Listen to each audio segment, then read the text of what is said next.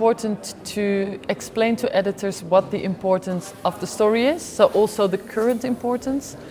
So try to find a news angle or some angle that your story fits into.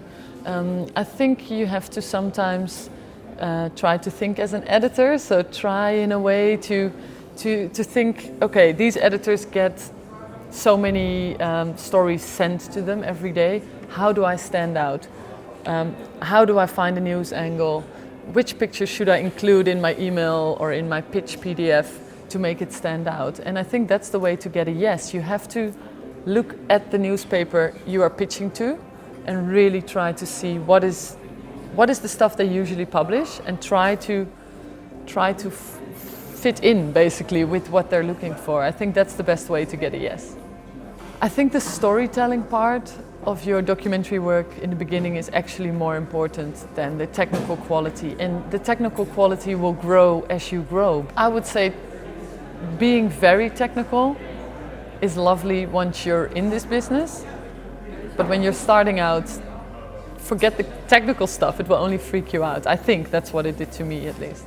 In 2011 I thought, okay, let's try video as well, and I never thought it would become such a big part of me and my daily work, because I feel more as a photojournalist than a videographer, but clients just keep asking for video, and I just finished an hour-long documentary on Dutch television, filmed it all by myself, and I think, I don't know, it gives a total different perspective to my job, and I really like it. Social media is hugely important. Clients are even picking by looking at your social profiles. Stories are being more easily shared.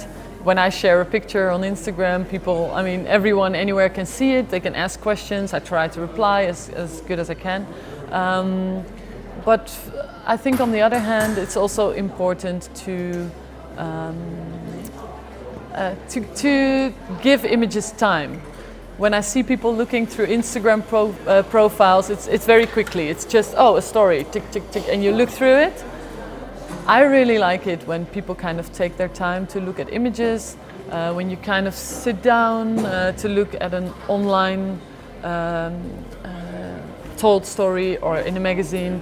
And I think social media sometimes can be too quick, and that's the good part and the bad part in a way. I think exhibitions are hugely important, and they have to be right in that mix between social media, media and exhibitions. I think when it all comes together in a good way, that's the perfect mix.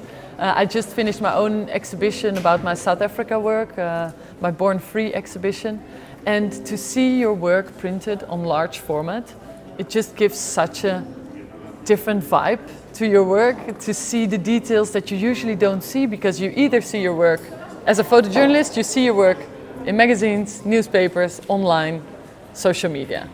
And it's small, so when you see your pictures being printed so big, you see your pictures in a different way, and I think it's a very important way to show work to the world, and that's why Perpignan is such a perfect place to just look at images and be inspired. Yeah. So the thing that I look forward to the most this week is to meet with friends, colleagues and editors. I just finished a long-term project about South Africa, and I'm really looking forward to show it to editors and also to meet up colleagues that you hardly ever see because we're all traveling a lot. This is kind of the place to meet, I guess. So yeah.